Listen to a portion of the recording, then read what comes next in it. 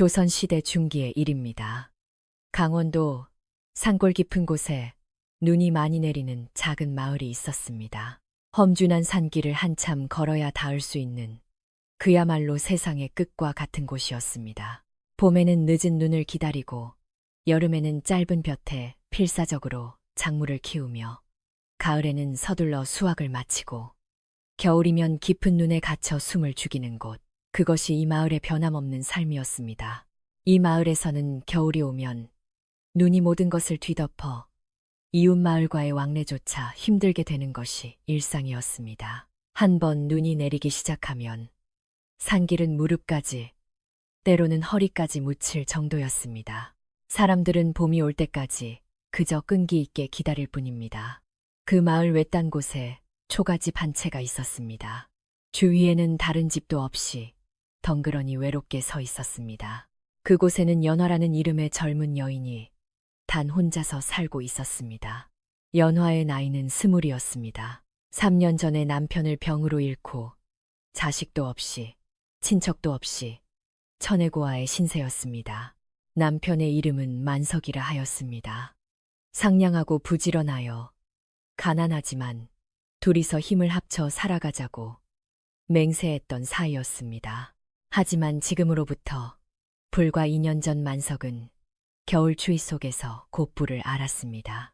그는 눈 깜짝할 사이에 세상을 떠나고 말았습니다. 그로부터 3년간 연화는 단 혼자서 살아왔던 것입니다. 마을 사람들은 그녀를 딱하게 여기면서도 자신들의 삶이 벅차 손을 내밀 여유가 없었습니다. 오히려 젊은 과부를 멀리하며 소문을 입에 올리는 이들조차 있었습니다. 저 집은 언제까지 혼자 있을 셈인가? 재혼이라도 하면 좋을 텐데 고집도 세지. 그런 험담이 바람을 타고 연화의 귀에 닿기도 했습니다. 하지만 연화는 아무 대꾸도 하지 않고 묵묵히 일만 계속했습니다. 연화의 집은 작고 낡았지만 그녀의 손길로 구석구석 정갈하게 닦여져 가난하면서도 청결하게 유지되고 있었습니다. 마루는 반들반들하게 닦여 있고 적은 살림살이는 하나하나 소중하게 정돈되어 있었습니다. 벽에는 남편이 쓰던 낫이 걸려 있어 그것만이 지금도 그가 있었다는 증거 같았습니다. 하지만 아무리 정성을 들여도 이 집에 남편의 온기가 돌아오는 일은 없습니다. 밤이 되면 연화는 때때로 남편의 유품인 저고리를 껴안고 잠들기도 했습니다. 연화의 하루는 동이 트기 전부터 시작됩니다. 동쪽 하늘이 희끄무레해질 무렵에는 일어나 우물에서 물을 탱고 죽을 쑤어 혼자 먹습니다. 겨울 우물물은 손이 베일 듯 차갑습니다. 그래도 연화는 매일 아침 입김을 호호 불며 물을 날랐습니다. 해가 뜨면 이웃 농가에 일손을 도우러 나갑니다. 밭에 김매기 장작 패기 배짜는 허드렛 일. 아침부터 밤까지 일해서 손에 쥐는 것은 고작 엽전 10여 푼에서 20푼 정도였습니다. 그것은 국수 한 그릇 먹으면 사라져 버릴 듯한 적은 돈이었습니다. 그래도 비가 오면 일은 없고 겨울이 되면 눈에 갇혀 아무것도 할 수 없습니다. 1년 수입은 아무리 노력해도 쌀 몇 섬에 닿을까 말까 했습니다. 그 중에서 소작료를 내고 씨앗과 비료를 사고 근근히 먹을 것을 구하면 수중에 남는 것은 아무것도 없습니다. 옷은 몇 번이나 기워 입고 해지면 꿰매고 색이 바래면 다시 염색해 입어왔습니다. 연화의 손은 20살이라고는 생각되지 않을 만큼 거칠어져 있었습니다. 갈라진 손가락 끝, 마디 굵어진 관절, 그곳에 박인 굳은 살, 손톱은 짧게 깎여 있고 흙일에 흔적이 배어 있습니다. 그것은 그녀가 필사적으로 살아온 증거였습니다. 그해 겨울은 예년보다 더 혹독했습니다. 11월의 접어듦과 동시에 눈이 내리기 시작해 순식간에 마을은 하얀 세상에 갇혔습니다. 산에서 불어오는 바람은 칼날처럼 날카로워 집 안에 있어도 추위가 뼈까지 스며들었습니다. 어느 밤의 일이었습니다. 바람이 윙윙거리고 눈보라가 옆으로 몰아치는 무서운 밤이었습니다. 마치 하늘이 노한 듯한 처절한 폭풍우였습니다. 연화는 화로 곁에 앉아 희미한 호롱불빛에 의지해 바느질을 하고 있었습니다. 화로의 불도 택감을 아끼느라 마음이 불안할 정도로 작았습니다. 해진 옷을 깁는 손은 추위로 고바 있습니다. 바늘을 쥔 손가락이 몇 번이나 미끄러져 마음대로 움직이지 않습니다. 문풍지가 덜덜거리고 틈새 바람이 가차없이 들이칩니다. 호롱불꽃이 흔들릴 때마다 벽에 비친 그림자도 흔들렸습니다. 마치 누군가가 거기에 있는 것 같아 연화는 때때로 문득 고개를 들고 맙니다. 물론 거기에는 아무도 없습니다. 내일 아침 무사히 눈을 뜰 수 있을까? 그런 불안이 문득 가슴을 스쳤습니다. 혼자 살게 된 뒤로 몇 번이나 그런 밤이 있었습니다. 만약 자신이 쓰러져도 아무도 알아주지 않는다. 아무도 구하러 와주지 않는다. 그 고독이 눈보라치는 밤에는 더욱 깊게 느껴지는 것입니다. 그때였습니다. 바람 소리에 섞여 뭔가 다른 소리가 들린 것 같았습니다. 쿵 하고 무언가 쓰러지는 듯한 둔탁한 소리. 잘못 들은 것일까? 연화는 바늘을 멈추고 귀를 기울였습니다. 윙윙거리는 바람 소리, 덜컹덜컹 문을 두드리는 소리, 그 틈새로 또다시 쿵하는 소리. 분명히 무슨 소리가 들립니다. 설마 하며 가슴이 뛰고 연화는 일어섰습니다. 이런 밤에 밖에 나가는 것은 제정신이 아닙니다. 한 발짝 밖에 나가면 금세 몸속까지 얼어붙을 듯한 추위입니다. 자칫하면 자신이 얼어 죽을지도 모릅니다. 하지만 만약 누군가 쓰러져 있는 것이라면 연화의 뇌리에 남편의 얼굴이 떠올랐습니다. 병으로 쓰러진 만석을 필사적으로 간호했던 나날들. 결국 구하지 못했던 안타까움. 보고도 못 본 척할 수는 없어. 연화는 두꺼운 속옷을 걸치고 머리를 감쌌습니다. 발에는 집신을 신고 손에 등불을 들었습니다. 그리고 각오를 다지고 문을 열었습니다. 하얀 세상이 그녀를 삼키려 하고 있었습니다. 바람이 울부짖고 눈이 소용돌이치고 있습니다. 한 치 앞도 보이지 않는 무서운 눈보라였습니다. 문을 연 순간 용서 없는 눈보라가 연화의 얼굴을 때렸습니다. 마치 무수한 바늘로 찌르는 듯한 통증. 눈을 뜰 수 없을 정도의 눈과 바람이 그녀의 몸을 밀어내려 합니다. 그래도 연화는 한 발 내디뎠습니다. 발이 무릎까지 눈에 파묻힙니다. 차가움이 집신을 뚫고 발에 스며듭니다. 등불이 금방이라도 꺼질 듯 흔들리는 가운데 연화는 필사적으로 눈을 응시했습니다. 어디를 보아도 그저 하얀 어둠이 펼쳐져 있을 뿐입니다. 소리는 어디서 들린 것일까?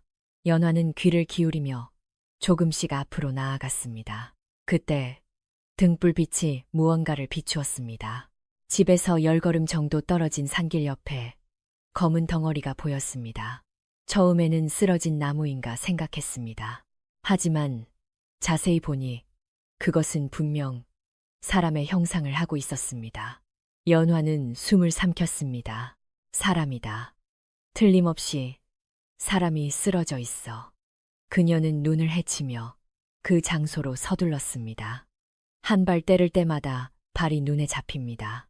몇 번이나 넘어지고 몇 번이나 다시 일어나며 그래도 앞으로 나아갔습니다. 숨이 차오르고 목이 타는 듯 아픕니다. 차가운 공기를 들이마실 때마다 폐가 얼어붙는 것 같았습니다. 간신히 그 검은 덩어리에 다다랐습니다. 등불을 가까이 대니 그것은 남자였습니다. 선비 복장을 한 야윈 남자. 갈색 옷은 눈에 젖어 몸에 달라붙어 있고 버선 한쪽은 벗겨져 어디론가 날아가 버린 듯 했습니다. 얼굴은 눈범벅이고 입술은 보라색으로 변해 있습니다. 눈썹과 속눈썹에도 성에가 빽빽하게 붙어 있었습니다. 수염이 제멋대로 자라고 상투도 흐트러져 긴 여행을 계속해 온 것을 한눈에 알 수 있었습니다. 죽은 것일까? 연화는 떨리는 손으로 남자의 코끝에 손가락을 댔습니다. 손가락이 곱아 감각이 거의 없습니다. 그래도 집중해서 숨이 붙어 있는지를 확인합니다. 희미하게 정말 희미하게 따뜻한 숨결이 손가락에 닿았습니다. 살아있어. 연화의 눈에서 눈물이 쏟아질 뻔했습니다. 하지만 울고 있을 때가 아닙니다. 이보세요. 이보세요. 정신 차리세요. 연화는 남자의 어깨를 흔들었지만 대답은 없습니다. 마치 인형처럼 축 늘어져 있습니다. 이대로는 얼어 죽고 맙니다. 일각의 여유도 없습니다. 그녀는 결심했습니다. 등불을 눈 위에 놓고 남자의 겨드랑이에 팔을 넣어 일으키려 합니다. 하지만 남자의 몸은 얼어붙은 듯 무겁고 꼼적도 하지 않습니다. 젖은 옷이 눈에 들러붙어 끄는 것조차 곤란했습니다. 연화는 이를 악물었습니다. 포기할 소냐. 그녀는 온몸의 힘을 다해 남자를 질질 끌기 시작했습니다. 한 걸음, 또 한 걸음. 눈에 발이 빠지면서도 그래도 앞으로 팔이 끊어질 듯 아픕니다. 등이 비명을 지르고 있습니다. 숨이 차고 땀이 솟아납니다. 그러나 그 땀조차 금세 얼어붙는 추위였습니다. 조금만 더 가면 집이다. 몇 번이나 자신에게 타이르며 연화는 남자를 계속 끌었습니다. 얼마나 시간이 지났을까요? 겨우 집의 마루까지 남자를 옮겼을 때 연화는 그 자리에 주저앉았습니다. 온몸이 떨리고 있습니다. 손도 발도 감각이 없습니다. 거친 숨을 내쉬며 그래도 그녀는 일어섰습니다. 아직 끝이 아니다. 남자의 목숨을 구하는 것은 이제부터입니다. 연화는 떨리는 손으로 남자의 젖은 옷에 손을 댔습니다. 일순 망설였습니다. 생면부지의 남자의 옷을 벗기다니 여인으로서 부끄러운 일입니다. 마을 사람들에게 알려지면 어떤 소문이 날지 모릅니다. 하지만 목숨보다 중할 수는 없습니다. 이대로 젖은 옷을 입혀두면 몸속까지 식어버립니다. 그렇게 되면 아무리 따뜻하게 해도 살 수 없을지도 모릅니다. 그녀는 각오를 다지고 얼어붙은 허리띠를 풀기 시작했습니다. 매듭은 얼음처럼 딱딱하고 손가락이 곱아 좀처럼 풀리지 않습니다. 그래도 연화는 포기하지 않고 조금씩 띠를 느슨하게 해갔습니다. 이윽고 띠가 풀리고 옷자락을 열 수 있었습니다. 남자의 살결은 놀랄 만큼 차가워져 있었습니다. 마치 얼음을 만지는 것 같습니다. 연화는 서둘러 젖은 옷을 벗기고 마른 천으로 몸을 닦았습니다. 그리고 화로 곁에 남자를 눕힙니다. 장롱 깊숙한 곳에서 죽은 남편의 유품인 솜이불을 꺼냈습니다. 이 이불은 만석이 마지막까지 쓰던 것입니다. 3년간 연화는 누구에게도 손대지 못하게 하고 소중히 넣어두었습니다. 하지만 지금은 망설일 때가 아닙니다. 연화는 이불을 펴고 남자의 몸을 감쌌습니다. 그리고 차가워진 손발을 열심히 주무르기 시작했습니다. 오른손, 왼손, 오른발, 왼발, 몇 번이고 계속 문지릅니다. 한 시진, 두 시진 밤이 깊어가는 가운데 연화는 쉬지 않고 남자의 몸을 계속 따뜻하게 했습니다. 자신의 손도 얼 것 같지만 그래도 멈출 수는 없습니다. 이윽고 남자의 얼굴에 희미하게 핏기가 돌아온 것처럼 보였습니다. 보라색이었던 입술이 조금씩 색을 되찾고 있습니다. 다행이다. 연화는 안도의 한숨을 내쉬었습니다. 하지만 아직 방심은 금물입니다. 그녀는 아궁이에 불을 지피고 얼마 남지 않은 쌀로 죽을 쑤기 시작했습니다. 쌀독 안에는 이제 한 사람 목 정도의 쌀밖에 남아있지 않습니다. 이것을 써버리면 내일부터 무엇을 먹어야 할지 모릅니다. 하지만 지금은 눈앞의 사람을 구하는 것이 먼저입니다. 연화는 귀한 쌀을 솥에 넣고 물을 부어 불에 올렸습니다. 이윽고 김이 오르고 쌀 향기가 방에 퍼졌습니다. 죽이 다 끓자 연화는 그것을 그릇에 담아 남자 곁으로 돌아왔습니다. 남자는 여전히 눈을 감은 채입니다. 하지만 호흡은 아까보다 규칙적으로 변해 있는 듯 보였습니다. 연화는 남자의 머리를 자신의 무릎에 얹었습니다. 숟가락으로 조금씩 미음을 입으로 날랐습니다. 뜨거운 죽을 입김으로 식히며 흘리지 않도록 천천히. 처음에는 입가로 흐르기만 했으나 이윽고 목을 대가 꿀꺽하고 움직였습니다. 삼켰다. 연화의 눈에 눈물이 맺혔습니다. 다행이다, 살아있어. 이 사람은 살려고 하고 있어. 그러고 나서 몇 번이고 끈기 있게 죽을 계속 먹였습니다. 이윽고 그릇이 비어갈 무렵 남자의 입술에서 신음이 새어 나왔습니다. 연화는 흠칫하며 이불에 다시 눕히고 그 모습을 지켜보았습니다. 밖에서는 여전히 눈보라가 치고 있지만 이 작은 방만은 조용한 온기에 쌓여 있었습니다. 날이 밝을 무렵 남자는 천천히 눈을 떴습니다. 여기는 어디요? 갈라진 목소리로 남자가 묻습니다. 연화는 안도의 숨을 내쉬며 대답했습니다. 산기쟨 마을입니다. 나리께서는 눈 속에서 쓰러져 계셨습니다. 몸이 차가워져 있어서 이곳으로 옮겼습니다. 남자는 잠시 천장을 바라보고 있었습니다. 그 눈은 깊고 맑았습니다. 피로한 기색이 짙으면서도 그 안에는 확실한 의지의 빛이 서려 있습니다. 그런가? 나는 살아있는 건가? 네, 이제 괜찮습니다. 남자는 고개를 움직여 연화의 얼굴을 보았습니다. 낭자가 구해주신 것이요. 네, 대단한 일은 아닙니다. 아니요. 남자는 힘을 짜내 머리를 숙이려 했습니다. 그러나 몸이 아직 말을 듣지 않아 고개를 조금 움직이는 것이 고작이었습니다. 목숨을 구해주신 이 은혜는 결코 잊지 않겠소.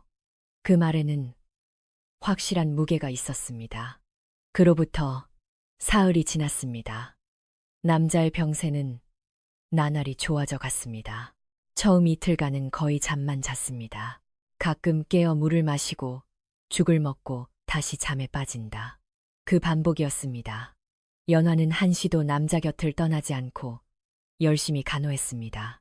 열이 나면 찬물로 짠 수건을 대고 땀을 흘리면 옷을 갈아입혔습니다. 기침이 나면 등을 문질러 편하게 해주었습니다. 밤에도 제대로 잠들지 못하는 날이 계속되었지만 연화는 약한 소리를 하지 않았습니다. 사흘째 아침 남자는 겨우 스스로 몸을 일으킬 수 있게 되었습니다. 연화, 낭자. 남자는 연화의 이름을 불렀습니다. 언제 이름을 알려주었던가 하고 연화는 생각했지만 곧 기억해냈습니다. 열에 시달리고 있는 동안 몇 번이나 말을 걸었기 때문입니다. 네, 무슨 일이십니까? 물을 좀 주시겠소? 네, 금방 드리겠습니다. 연화가 물을 떠오자 남자는 자신의 손으로 그릇을 받아 천천히 들이켰습니다. 고맙소. 천만의 말씀입니다. 좀 어떠십니까? 덕분에 많이 편해졌소. 남자는 방 안을 둘러보았습니다. 좁지만 청결하게 유지된 방. 화로 곁에는 그를 위해 마련된 이불. 벽에는 손때 묻은 농기구가 몇 개 걸려 있습니다. 검소한 생활상이 한눈에 들어왔습니다. 그런데도 생면부지에 자신을 도와주었다. 귀중한 식량을 나눠주고 밤잠도 설쳐가며 간호해 주었다. 남자의 가슴에 뜨거운 것이 치밀어 올랐습니다. 닷새째 아침 남자는 드디어 스스로 일어나 이불 위에 정좌했습니다. 연화가 아침 준비를 마치고 돌아오자 남자는 깊이 고개를 숙였습니다. 다시 한번 감사를 드립니다. 저는 김선비라고 하오. 김선비님. 연화는 얼떨결에 따라 불렀습니다. 그냥 선비라 부르시오. 한양에서 글 공부를 조금 하다가 세상을 둘러보려 여행을 떠난 참이었소. 아, 연화는 조금 놀란 표정을 지었습니다. 어쩐지 말씨가 다르다고 생각했습니다. 마을 사람들과는 말투가 전혀 달랐습니다. 김선비는 그 이상 자신의 이야기를 하지 않았습니다. 왜 혼자 여행을 하고 있는지, 어디로 향하고 있었는지 아무것도 말하지 않습니다. 연화도 깊이 묻지 않았습니다. 사연 있는 나그네의 사정을 캐묻는 것은 예의가 아닙니다. 밖에는 여전히 눈이 계속 내리고 있었습니다. 선비님 보시는 대로 눈이 깊습니다. 길이 열릴 때까지 부디 이곳에서 쉬십시오. 연화가 그렇게 말하자 김선비는 조금 곤란한 듯한 표정을 지었습니다. 하지만 더 이상 폐를 끼칠 수는 폐란이 당치 않습니다. 게다가 이 눈 속을 걸으면 또 쓰러지십니다. 몸이 원래대로 돌아올 때까지 부디 편히 계십시오. 연화의 말에 김선비는 침묵했습니다. 사실 그의 몸은 아직 온전치 않았습니다. 일어서는 것만으로도 현기증이 나고 다리에 힘이 들어가지 않습니다. 무리를 하면 목숨이 위험하다는 것은 그 자신이 잘 알고 있습니다. 면목 없소. 그럼 눈이 그칠 때까지 신세 좀 지겠소. 김선비는 그렇게 말하고 다시 깊이 고개를 숙였습니다. 이렇게 해서 기묘한 동거가 시작되었습니다. 연화는 방구석으로 자신의 잠자리를 옮겼습니다. 김선비에게 화로 곁 따뜻한 자리를 양보했습니다. 선비님 부디 이쪽에서 주무십시오. 화로 근처가 제일 따뜻하니까요. 그러나 그러면 낭자가 춥지 않소. 제가 마루에서 자도 상관없소. 아니요. 손님을 추운 곳에 재울 수는 없습니다. 저는 익숙하니까요. 김선비는 몇 번이나 사양했지만 연화는 완강히 듣지 않았습니다. 그 말에 김선비는 아무 말도 할 수 없게 되었습니다. 일주일이 지날 무렵의 일입니다. 김선비의 몸은 꽤 회복되어 집안을 걸어 다닐 수 있게 되었습니다. 하지만 밖의 눈은 도무지 그칠 기미가 없습니다. 마을에 소문이 퍼지기 시작한 것은 그 무렵이었습니다. 그 과부 집에 남자가 눌러 살고 있다는군. 우물가에서 여자들이 소곤소곤 속삭입니다. 어머 정말인가? 아, 진짜라니까. 눈 속에 쓰러져 있던 걸 구해줬다지 뭔가. 근데 벌써 꽤 지났는데 아직도 있대. 젊은 남녀가 한 지붕 아래 있는데 아무 일도 없을 리가 없지. 과부는 남자가 고팠을 테니까. 천박한 웃음소리가 겨울 공기에 울렸습니다. 비수 같은 말들이 눈처럼 쌓여갔습니다. 어느 해질녘 이웃에 사는 할머니가 연화의 집을 찾아왔습니다.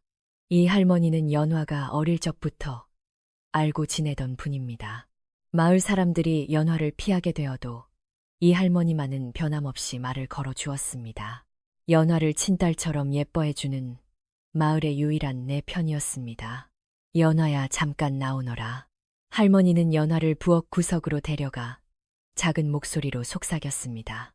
마을 사람들이 이런저런 말을 하고 있다. 저 남자 빨리 내보내는 게 좋아. 할머니 저도 알아요. 내가 아무런 부끄러운 짓도 안 했다는 건 이 늙은이 눈이 옹이구멍이 아니니까 알지. 하지만 말이다. 세간의 눈이라는 건 무서운 게야. 나쁜 소문은 금방 퍼지지만 진실은 아무도 보려고 하지 않아. 할머니는 깊은 한숨을 쉬었습니다. 게다가 관아 사람들에게 눈에 띄기라도 하면 큰일 난다. 그 최사또란 놈은 천하의 악당이니까 말이다. 최사또, 그 이름을 듣고 연화의 얼굴이 흐려졌습니다. 아, 알고 있겠지. 그 놈이 오고 나서 마을은 점점 더 가난해졌어. 세금은 오르기만 하고 조금이라도 거역하면 끔찍한 꼴을 당하지. 할머니의 말에 연화는 입술을 깨물었습니다. 하지만 아직 몸이 온전치 않습니다. 이 눈 속에 내쫓으면 죽고 맙니다. 넌 너무 사람이 좋아 탈이야. 할머니는 연화의 볼을 상냥하게 쓰다듬었습니다. 뭐 알았다. 하지만 부디 조심하거라. 저 남자 보통 나그네로는 안 보여. 눈빛이 다르다. 뭔가 큰 것을 짊어지고 있는 눈이야. 예사롭지 않아. 그 말이 연화의 마음에 걸렸습니다. 할머니가 돌아간 뒤 연화는 슬쩍 김선비 쪽을 보았습니다. 김선비는 조용히 눈을 감고 앉아 있었지만 그 모습에는 확실히 그저 나그네라고는 생각되지 않는 무언가가 있었습니다. 허리가 곧게 펴지고 호흡은 깊고 고요하다. 마치 돌을 닦은 사람 같은 분위기입니다. 이분은 도대체 어떤 분일까? 연화는 가슴속으로 살짝 중얼거렸습니다. 며칠 후 눈이 조금 잦아든 날의 일입니다. 김선비는 아침부터 밖에 나가겠다고 말을 꺼냈습니다. 마을을 좀 걸어보고 오겠소. 계속 누워만 있었더니 몸이 굳어서 말이오. 연화는 걱정스러운 듯 김선비를 보았습니다. 몸은 괜찮으십니까? 아직 무리하지 않는 편이. 내 덕분에 많이 좋아졌소. 조금 걸어서 다리 힘을 길러두고 싶은 거요. 점심 지나서는 돌아오리다. 김선비는 그렇게 말하고 집을 나갔습니다. 그러나 그가 향한 곳은 마을 안이 아니었습니다. 김선비는 산길을 내려가 관아가 있는 읍내로 발길을 돌렸습니다. 그의 걸음걸이는 병을 앓았던 사람이라고는 생각되지 않을 만큼 힘찼습니다. 삿갓을 깊게 눌러쓰고 눈매가 날카롭게 빛나고 있습니다. 눈을 밟는 발걸음은 확실하고 험한 산길도 아랑곳하지 않고 나아갑니다. 이윽고 읍내에 도착했습니다. 김선비는 장터를 천천히 걸었습니다. 사람들의 모습을 관찰하면서 귀를 기울이고 있습니다. 거기서 본 것은 상상 이상으로 참혹했습니다. 비쩍 마른 백성들 뼈와 가죽만 남은 아이들이 구걸을 하고 있습니다. 관아의 포졸에게 머리를 조아리며 용서를 비는 노인. 세금을 낼 수가 없습니다요. 올해는 흉년이라 쌀이 거의 나지 않았습니다. 부디 자비를.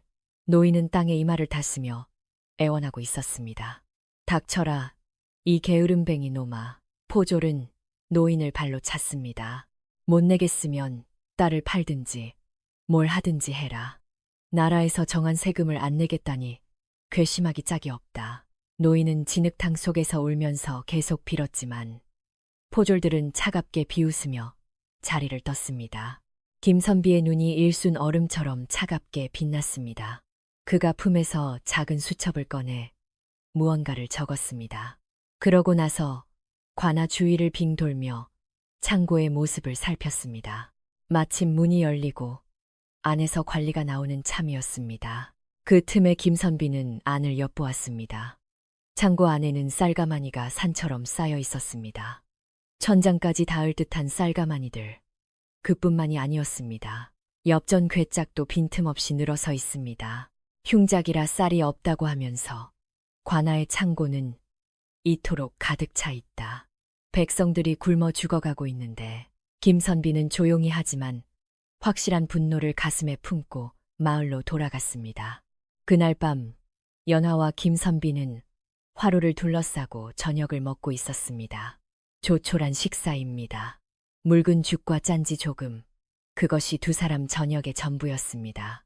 김선비는 묵묵히 숟가락을 움직이다가 문득 손을 멈추고 연화에게 물었습니다.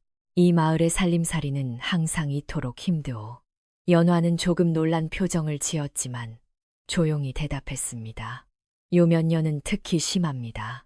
흉년이 계속되어 쌀이 나지 않습니다. 그래도 세금은 줄지 않고 오히려 늘고 있을 정도입니다. 늘고 있다고. 김선비의 눈이 날카롭게 빛났습니다. 내 최사또라는 원님이 오시고 나서 해마다 징수가 엄격해졌습니다. 못 내면 집도 밭도 빼앗깁니다. 딸을 팔게 된 집도 있다고 들었습니다. 딸을. 김선비의 손이 조용히 쥐어졌습니다. 그 최가라는 사또는 어떤 인물이요? 연화는 말을 고르듯 천천히 이야기했습니다. 저 같은 것이 말씀드릴 것은 아닙니다만 마을 사람들은 모두 두려워하고 있습니다. 거역하면 어떤 꼴을 당할지 모르니까요. 연화는 조금 목소리를 낮췄습니다. 작년에 세금을 못 낸 집이 있었습니다. 그 집주인은 관아로 끌려가 심한 매질을 당했습니다. 돌아왔을 때는 걷지도 못할 정도로 당해서 결국 그 겨울에 죽고 말았습니다. 김선비는 말없이 고개를 끄덕였습니다. 그리고 문득 연화의 손을 보았습니다. 거칠고 갈라진 손가락, 필사적으로 살아온 증거. 낭자는 훌륭한 분이시오. 뜻밖의 말에 연화는 눈을 동그랗게 떴습니다. 생면부지의 사람을 돕고 자신의 음식을 나눠주면서 불평 한마디 안 하다니 누구라도 할 수 있는 일이 아니오. 아이고, 그런 당연한 일을 했을 뿐인데 연화의 볼이 화로 불 때문만이 아니라 붉게 물들었습니다. 당연한 일을 당연하게 한다. 그것이 가장 어려운 법이오. 김선비는 온화하게 미소 지었습니다. 연화 낭자, 이 은혜는 반드시 갚겠소. 그 말에는 그저 인사치레라고는 생각되지 않는 깊은 결의가 담겨 있었습니다. 그로부터 며칠이 지난 어느 오후의 일입니다. 마을에 이변이 일어났습니다. 멀리서 고함과 무언가를 두드리는 소리가 들려왔습니다. 연화는 밖에 나가 소리 나는 쪽을 보았습니다. 마을 광장에 관아의 관리들이 모여 있습니다. 말을 탄 자도 있고 창을 든 자도 있다. 마치 전쟁이라도 하러 가는 듯한 살벌함입니다. 그 한가운데 한 남자가 서 있었습니다. 풍채가 좋고 심술함께 살이 찐 남자. 비단 옷에 금실 자수, 개기름 흐르는 얼굴에는 오만함이 배어 있습니다. 배는 두꺼비처럼 부풀고 턱이 겹겹이 겹쳐 있습니다. 금장식, 곰방대를 들고 거만하게 젖혀져 마을 사람들을 내려다보고 있었습니다. 최사또, 마을 사람들이 두려워하는 그 남자였습니다. 최사또는 곰방대를 피우며 연기를 훅 내뱉는 모습이 마치 용이라도 된 듯했습니다. 듣고 있느냐? 세금 징수라고 말하고 있다. 사흘 안에 한 집에 300냥씩 바쳐라. 300냥. 마을 사람들 사이에서 비명 같은 소리가 터져 나왔습니다. 그런 큰 돈이 어디에도 없습니다. 낼 수 있을 리가 없어요. 1년을 일해도 50냥도 안 되는데 제발 봐주십시오. 사또 나으리. 마을 사람들은 입을 모아 호소했지만 최사또의 눈이 번뜩였습니다. 입 닥쳐라. 그 목소리는 차갑고 날카로웠습니다. 마치 칼날에 베인 듯 마을 사람들은 말을 잃었습니다. 너희 같은 천한 백성들이 나라에 거역하겠다는 거냐? 못 내겠으면 집도 밭도 몰수한다. 딸이 있으면 팔아서라도 돈을 만들어라. 마을 사람들은 누구 하나 소리를 내지 못했습니다. 공포로 몸이 굳어 얼굴을 들 수조차 없습니다. 최사또는 만족스럽게 고개를 끄덕이더니 관리들에게 명령했습니다. 한 집 한 집 돌며 확실히 거둬라. 도망치는 놈이 있으면 봐주지 마라. 본보기로 삼아라. 포졸들이 흩어집니다. 연화는 가슴이 조여드는 듯한 심정으로 그 광경을 바라보고 있었습니다. 300냥, 그것은 그녀의 몇 년치 수입에 해당하는 금액입니다. 어디를 어떻게 찾아도 그런 큰 돈이 있을 리 만무합니다. 집 안에서 김선비는 조용히 눈을 감고 있었습니다. 밖의 소라는 그의 귀에도 들리고 있을 터입니다. 하지만 그 손은 굳게 쥐어져 있었습니다. 다음 날 포졸들은 약속대로 찾아왔습니다. 연화의 집 앞에도 2명의 포졸이 섰습니다. 한 명은 키가 크고 마른 남자, 또 한 명은 키가 작고 뚱뚱한 남자. 둘 다 인상이 나쁘고 눈매가 사납습니다. 어이 과부, 300냥 준비됐나? 연화는 마당에 무릎을 꿇고 머리를 조아렸습니다. 나으리 죄송합니다. 300냥이라니 그런 큰 돈 어디에도 없습니다. 부디 자비를. 포졸들은 서로 얼굴을 마주보며 희죽 웃었습니다. 돈이 없다고? 그럼 대신 뭐라도 내놓으실까? 포졸들은 집 안으로 성큼성큼 올라가 여기저기를 뒤지기 시작했습니다. 선반을 엎고 반다지를 열어 얼마 안 되는 비상금까지 꺼냅니다. 그릇이 바닥에 내동댕이 쳐져 산산조각이 났습니다. 하지 마세요. 그건 죽은 남편의 유품이에요. 연화가 말리려 하자 포졸 중 하나가 그녀를 밀쳤습니다. 시끄러워 잠자코 있어. 연화는 마루에 쓰러졌습니다. 무릎을 세게 삼려 심한 통증이 달립니다. 그때입니다. 안방에서 김선비가 모습을 드러냈습니다. 뭣들 하는 짓이오. 그 목소리는 조용했지만 방 안의 공기가 순식간에 바뀌었습니다. 포졸들은 뒤돌아 김선비를 보았습니다. 뭐야 넌. 보시다시피 지나가던 나그네다. 하지만 여인을 밀치다니 관아의 사람으로서 이게 무슨 행패요. 김선비의 목소리는 낮았지만 그 눈은 매섭게 빛나고 있었습니다. 마치 벌레를 보는 듯한 위압감이었습니다. 포졸들은 일순기가 죽었지만 곧 허세를 부렸습니다. 허나그네 주제에 잘난 척은 과부의 서방이라도 되나. 보아하니 거짓골인데 두 포졸은 천박하게 웃었습니다. 아닙니다. 이분은. 연화가 말하려 하자 김선비가 제지했습니다. 내 일은 됐소. 그보다 사흘의 유예가 있을 터. 어찌 오늘 이런 난동을 부리는가. 포졸들은 코웃음을 쳤습니다. 사흘 기다려봤자 낼 수 있을 리가 없잖아. 어차피 똑같아. 빨리 걷어두는 거지. 불만 있으면 사또한테 와라. 뭐 그 전에 내 목이 날아갈지도 모르지만 말이야. 포졸들은 그렇게 내뱉고 집을 나갔습니다. 난장판이 된 집안에서 연화는 망연자실 주저앉아 있었습니다. 흩어진 그릇 파편, 끌려나온 옷까지 짓밟힌 돗자리. 김선비는 그녀 곁에 무릎을 꿇고 조용히 말했습니다. 괜찮소. 다친 데는 없소. 연화는 목소리도 나오지 않아 그저 고개를 저을 뿐이었습니다. 그날 밤 최사또가 직접 연화의 집으로 들이닥쳤습니다. 뒤에는 포졸 5명, 횃불이 불길하게 흔들리고 있습니다. 이봐 과부나와 최사또의 고함에 연화는 떨면서 밖으로 나갔습니다. 최사또는 금 곰방대를 피우며 그녀를 내려다보았습니다. 연기가 밤의 어둠 속에 하얗게 떠다닙니다. 들었다. 우리 애들에게 대들었다며. 아니요. 그런 일은 닥쳐라. 최사또의 일갈의 연화는 말을 잃었습니다. 돈을 못 내겠으면 대신 소를 두고 가라. 그거라면 고깃값은 되겠지.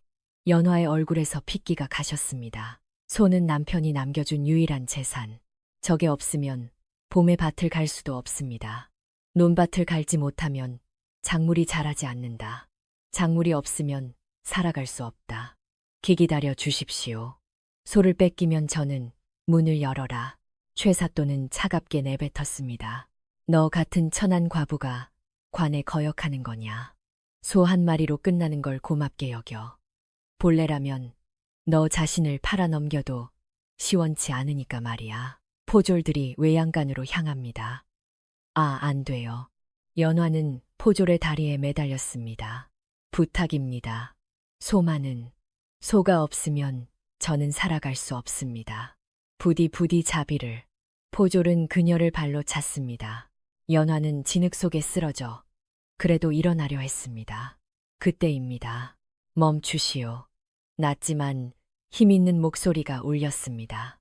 김선비가 집안에서 모습을 드러낸 것입니다. 최사또는 눈살을 찌푸렸습니다. 뭐냐 넌. 지나가는 나그네다. 하지만 이 정도의 횡포를 묵과할 수는 없다. 횡포라고. 최사또의 얼굴이 흉하게 일그러졌습니다. 이마에 핏대가 솟아오릅니다. 분수를 알아라. 이 거지 같은 나그네 놈이 감히 나에게 훈계하려는 거냐. 김선비는 한 발짝도 물러서지 않았습니다. 백성을 괴롭히고 사복을 채운다. 그것이 목민관이 할 짓인가. 최사또의 얼굴이 붉게 물들었습니다. 이 건방진 놈이. 여봐라. 이놈도 잡아라. 포졸들이 김선비에게 대듭니다. 연화는 비명을 질렀습니다. 하지 마세요. 이분은 관계없습니다. 제 탓이에요. 제발 이분만은. 그러나 김선비는 조용히 서 있을 뿐이었습니다. 지금은 아직 때가 아니다. 그는 작게 중얼거리며 저항하지 않고 잡혔습니다. 최사또는 승리감에 취해 웃었습니다. 소를 끌고 가라. 그리고 이놈도 관하로 끌고 가. 내일 아침 다시 오겠다. 각오해둬라. 연화의 절망적인 외침이 밤하늘에 울렸습니다. 소가 끌려간다. 김선비가 잡혀간다. 그녀는 진흙 속에 무너져 내려 목소리도 나오지 않을 만큼 계속 울었습니다. 여기까지 재미있으셨다면 좋아요를 부탁드립니다. 그날 밤 연화는 한숨도 자지 못했습니다. 김선비는 관하로 끌려갔다. 소도 뺏겼다. 모든 것을 잃어버렸다. 그녀는 화로 곁에 앉아 눈물을 계속 흘리고 있었습니다. 불은 이미 꺼져가고 방은 차갑게 식어 있습니다. 하지만 연화에게는 그것을 고칠 기력도 없었습니다. 그분을 말려들게 해버렸다. 구해주신 은인을 나 때문에. 자책하는 말이 머릿속에서 소용돌이치고 있습니다. 만약 그날 밤 못 본 척했더라면 선비님은 이런 꼴을 당하지 않고 끝났을 텐데. 하지만 곧 고개를 저었습니다. 아니, 그런 짓은 할 수 없었어. 눈앞에서 사람이 죽어가는데 내버려 둘 수 따위 없었어. 그래도 결과적으로 그분을 괴롭히고 말았어. 꼬리에 꼬리를 무는 생각이 연화를 괴롭혔습니다. 밤이 깊어갈 즈음 그때였습니다. 뒷문이 덜컹하고 소리를 냈습니다. 연화는 놀라서 뒤돌아보았습니다. 도둑인가 아니면 포졸이 돌아온 건가. 몸을 굳히고 숨을 죽입니다. 그러자 어둠 속에서 귀에 익은 목소리가 들려왔습니다. 연화 낭자. 그 목소리에 연화는 눈을 크게 떴습니다. 선비님, 어째서 여기에. 김선비는 손가락을 입술에 대고 조용히 안으로 들어왔습니다. 연화는 눈을 의심했습니다. 잡혔을 터인데 어째서 여기에 있는가. 상처 하나 없이 오히려 이전보다 힘찬 분위기를 풍기고 있다. 저 도대체 설명은 나중에 하겠소. 지금은 조금 준비를 하게 해주시오. 김선비는 품에서 작은 피리를 꺼내 창문으로 밖을 향해 3번 불었습니다. 삑! 맑은 소리가 밤의 어둠에 울렸습니다. 그러자 어디선가 검은 그림자가 나타나 김선비 앞에 무릎을 꿇었습니다. 부르셨습니까? 내일 아침 최사또가 이 집에 온다. 그때에 맞춰 병력을 배치하라. 한 놈도 놓치지 마라. 예, 검은 그림자는 바람처럼 사라졌습니다. 연화는 꿈을 꾸고 있는 듯한 기분이었습니다. 방금 그 사람은 도대체, 그리고 선비님, 당신은 대체. 김선비는 뒤돌아 온화하게 미소 지었습니다. 연화, 낭자, 내일 모든 것을 이야기하리다. 오늘 밤은 부디 쉬시오. 그의 눈에는 지금까지 본 적 없는 빛이 서려 있었습니다. 그것은 정의의 불꽃이었습니다. 이튿날 아침 최사또는 많은 포조를 이끌고 연화의 집으로 찾아왔습니다. 저 무례한 놈이 옥을 탈옥했다더군. 여기에 숨어 있는 게 틀림없다. 최사또는 분노로 얼굴을 일그러뜨리고 있었습니다. 평소에 여유 있는 태도는 없고 초조함과 짜증이 엿보입니다. 집을 포위해라. 쥐 새끼 한 마리도 놓치지 마라. 포졸들이 집을 에워쌉니다. 최사또는 문을 부술듯이 열고 안으로 들이닥쳤습니다. 이봐, 과부 그놈을 내놔라. 숨기고 있는 건 알고 있다. 그 목소리에 대답하듯 안에서 김선비가 모습을 드러냈습니다. 그러나 그 모습은 어제까지와는 전혀 달랐습니다. 허리는 꼿꼿이 펴고 눈에는 날카로운 빛이 서려 있습니다. 두르는 공기 자체가 딴 사람 같았습니다. 허름한 나그네가 아니다. 거기에 있는 것은 틀림없는 위엄을 갖춘 남자였습니다. 최사또는 일순기가 죽었지만 곧 고함을 쳤습니다. 분수를 알아라. 이 쥐새끼 같은 놈. 어제의 무례를 용서할 줄 아느냐. 오늘이야말로 그 목을. 그때입니다. 김선비는 품에서 무언가를 꺼냈습니다. 그것은 둥근 메달. 아침 햇살을 받아 그 표면에 새겨진 말이 금색으로 빛났습니다. 말 5마리가 새겨진 마패. 암행어사의 증표입니다. 암행어사 출두야. 김선비의 목소리가 아침 공기를 뒤흔들었습니다. 최사또의 얼굴에서 핏기가 가셨습니다. 뭐시라고. 김선비는 또 한 손으로 품에서 두루마리를 꺼냈습니다. 그것을 펼치자 거기에는 임금님의 옥새가 찍혀 있었습니다. 붉은 인장이 아침 햇살에 비치어 선명하게 빛나고 있습니다. 이것은 주상 전하께서 내리신 밀지다. 지방의 부정을 바로잡고 백성을 괴롭히는 탐과 놀이를 처벌하라는 밀명을 띠고 있다. 내 이놈 최변학. 최사또의 무릎이 후들후들 떨리기 시작했습니다. 무릎을 꿇어라. 김선비의 일갈이 우렁차게 울렸습니다. 그 목소리는 천둥처럼 울려 퍼졌습니다. 내 놈의 악행은 모두 조사가 끝났다. 세금 횡령 백성에 대한 부당한 징수, 뇌물 수수, 몰래 쌓아둔 쌀과 돈 저것은 모두 백성에게서 짜낸 것이 아니더냐. 그 죄만 번 죽어 마땅하다. 그런 터무니없는. 최사또는 뒤로 물러나려 했지만 그 배후에는 이미 김선비의 부하들이 가로막고 있었습니다. 언제 나타났는지 집주인은 관군들에게 포위되어 있습니다. 도망칠 수 없다. 김선비는 차갑게 내뱉었습니다. 이 탐관오리를 포박하라. 역졸들이 일제히 움직였습니다. 힉. 최사또는 허리를 삐끗하며 그 자리에 주저앉았습니다. 그토록 거만 떨던 남자가 마치 개구리처럼 엎드려 있습니다. 살려주십시오. 살려만 주십시오. 돈이라면 얼마든지 내겠습니다. 부디 목숨만은. 분수를 모르는 것은 어느 쪽이었느냐. 김선비의 말이 최사또의 가슴에 꽂혔습니다. 연화는 믿을 수 없는 심정으로 그 광경을 바라보고 있었습니다. 최사또와 포졸들은 차례차례 포승줄에 묶여갔습니다. 살려줘. 목숨만은. 최사또는 울면서 용서를 빌었지만 김선비는 거들떠보지도 않았습니다. 내 놈이 괴롭힌 백성의 수를 떠올려라. 그들의 눈물을 내 놈은 한 번이라도 돌아보았느냐. 굶어 죽은 자, 딸을 팔려 간 자, 매질로 목숨을 잃은 자, 그 모든 죄를 내 놈은 갚아야 한다. 최 사또는 아무 말도 대꾸하지 못했습니다. 소란을 듣고 마을 사람들이 모여들었습니다. 처음에는 조마조마하며 멀리서 상황을 살피고 있었지만 이윽고 눈앞의 광경이 이해되자 함성이 터졌습니다. 만세 만세. 나쁜 사또가 잡혔다. 이제 우린 살았다. 마을 사람들은 울면서 서로 기뻐했습니다. 서로 껴안고 어깨를 두드리며 눈물을 흘리며 웃고 있습니다. 이웃집 할머니는 지팡이를 내던지고 연화에게 달려갔습니다.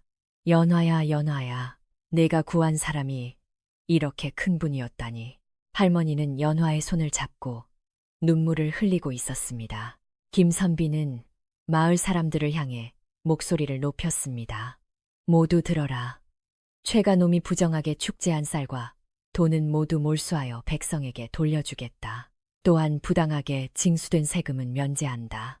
마을 사람들은 믿을 수 없다는 표정으로 듣고 있었습니다. 정말입니까? 세금 면제라니. 그래 정말이다. 너희들은 아무 나쁜 짓도 하지 않았다. 나쁜 것은 너희들을 착취하던 자들이다. 마을 사람들의 눈에서 눈물이 넘쳐 흘렀습니다. 그리고 연화 낭자 김선비는 연화 쪽을 향했습니다. 당신의 손은 곧 돌려주겠소. 거기에 더해 논밭과 금일봉을 하사하겠소. 연화는 눈을 크게 떴습니다. 그런 저 따위에게 저는 아무것도 하지 않았습니다. 그저 당연한 일을 했을 뿐인데 당신은 생면부지의 나그네의 목숨을 구했소. 눈보라치는 밤위험을 무릅쓰고 도와주었소.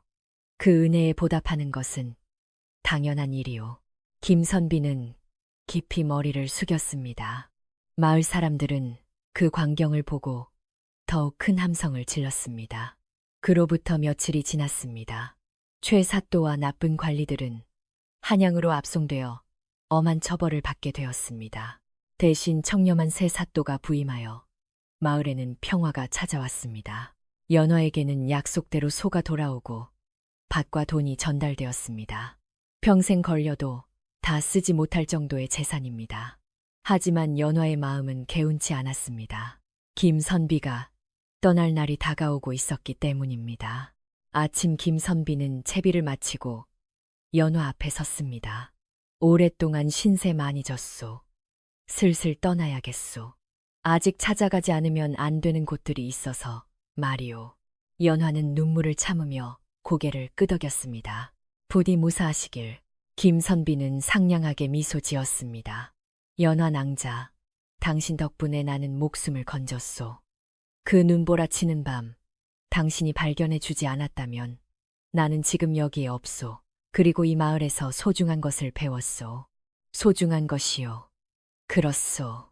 사람 인정의 따뜻함을 대가를 바라지 않고 타인을 위해 헌신하는 것의 존귀함을 가난해도 마음 풍요롭게 사는 것의 훌륭함을. 김선비는 품에서 서신 한 통을 꺼냈습니다. 이것을 가지고 계시오. 만약 무슨 곤란한 일이 있으면 이 서신을 가지고 한양의 김대감 댁을 찾아가시오. 반드시 힘이 되어줄 것이오. 연화는 서신을 받아 가슴에 품었습니다. 선비님, 정말로 감사했습니다. 나리님을 만나서 저는 행복합니다. 감사를 해야 할 것은 나요. 부디 건강하시오. 김선비는 깊이 머리를 숙이고 걷기 시작했습니다. 연화는 그 뒷모습이 산길 저편으로 사라질 때까지 계속 배웅하고 있었습니다. 눈물이 뺨을 타고 흘러내렸습니다. 하지만 그것은 슬픔의 눈물이 아니었습니다. 감사와 희망의 눈물이었습니다. 그로부터 계절은 돌았습니다. 봄이 오고 여름이 지나 가을이 오고 또 겨울이 왔습니다. 연화는 김선비에게 받은 논밭을 열심히 경작하여 풍요로운 수확을 얻었습니다. 소도 기운을 차려 이듬해에는 귀여운 송아지를 낳았습니다.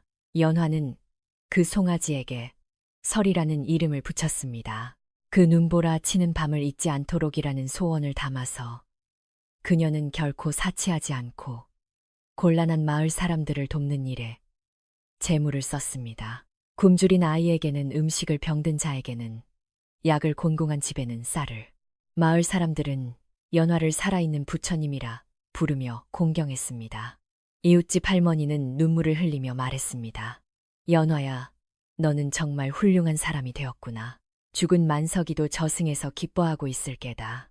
이윽고 연화는 나이를 먹어 백발의 노파가 되었습니다. 어느 겨울밤 화로를 둘러싸고 마을 아이들이 모여 있었습니다. 할머니 또 옛날 이야기 해주세요. 연화는 상냥하게 미소 지었습니다. 그럴까? 그럼 눈보라치는 밤에 쓰러져 있던 선비님을 도운 이야기를 해주마. 아이들은 눈을 반짝이며 귀를 기울였습니다. 연화는 그날의 일을 이야기했습니다. 얼어붙는 밤에 생면부지의 사람을 도운 일. 그 사람이 실은 임금님의 밀명을 받은 분이었던 일. 나쁜 사또를 혼내주신 일.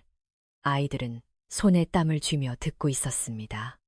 할머니, 그 선비님은 지금 어디에 계세요? 글쎄다. 분명 어딘가에서 곤란한 사람을 돕고 계시겠지. 그분은 그런 분이셨으니까. 연화는 먼 눈을 하고 창밖을 보았습니다. 눈이 조용히 내리고 있었습니다. 그날과 같은 하얀 눈. 얘들아 기억해 두렴. 베푼 정은 반드시 자신에게 돌아온단다. 설령 상대가 누구라 해도 곤란한 사람이 있으면 손을 내밀거라. 그것이 사람으로서 산다는 것이란다. 아이들은 진지한 얼굴로 고개를 끄덕였습니다. 이 이야기는 마을에서 마을로 전해져 내려갔습니다. 눈보라 치는 밤에 나그네를 구한 마음. 착한 과부와 임금님의 밀명을 띤 정의로운 암행어사의 이야기. 사람들은 그것을 연화의 은혜 갚기라 부르며 지금도 전하고 있습니다. 여러분 끝까지 들어주셔서 감사합니다. 자, 여기서 여러분께 질문이 있습니다. 만약 여러분이 연화의 입장이었다면 어떻게 하셨겠습니까? 눈보라 치는 밤 모르는 사람이 쓰러져 있다면 위험을 무릅쓰고라도 도우러 가시겠습니까? 아니면 자신의 몸을 지키기 위해 못 본 척을 하시겠습니까? 혹은 누군가 다른 사람에게 도움을 요청하시겠습니까? 댓글로 알려주세요. 이 이야기가 좋았다면 소중한 분께 공유해 주세요. 또 다음 이야기에서 만납시다.